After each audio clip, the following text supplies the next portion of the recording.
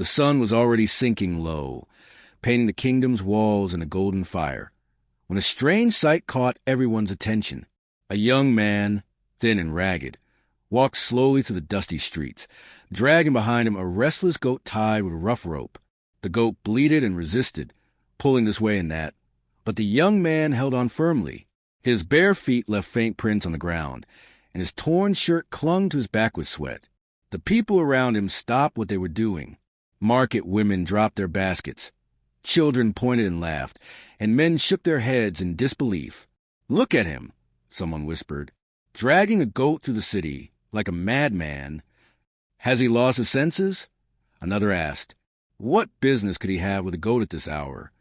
The young man kept walking, eyes fixed ahead, ignoring the jeers and whispers. There was a fire in his gaze, the kind of fire that made it clear he would not be turned back. Still, his face betrayed a heaviness, as though he carried not only the goat, but also the weight of something far greater. The kingdom he walked through was no ordinary place. Its streets were paved with stone and lined with grand houses. At the center stood the great palace, its towers stretching high into the sky, decorated with carvings of kings long gone. The palace gates were guarded day and night by soldiers, their spears shining in the evening light. To the people of the land, the palace was sacred. It was the heart of their pride, the seat of power and justice.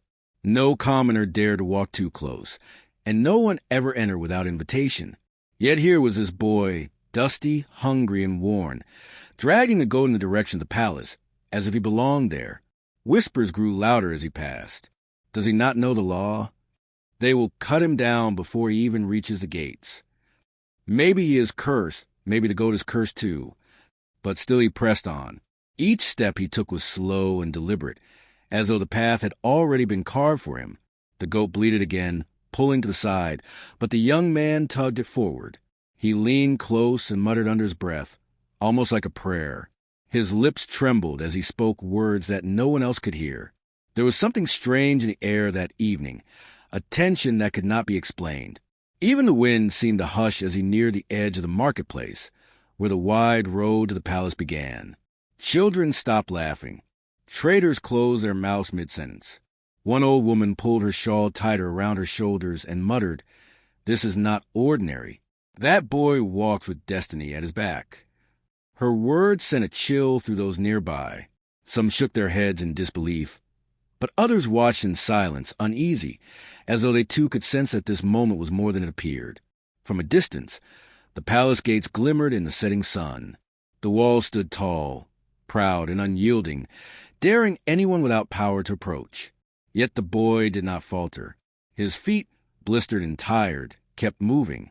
His eyes never left the gates. It was madness, no one could deny it.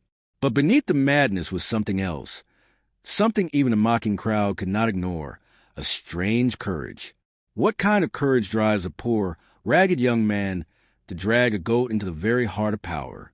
What secret could he carry that would make him defy shame, mockery, and even death? No one knew. But deep in the silence of that evening, the feeling spread like a shadow. This boy and his goat were walking towards something that would shake the palace to its very core.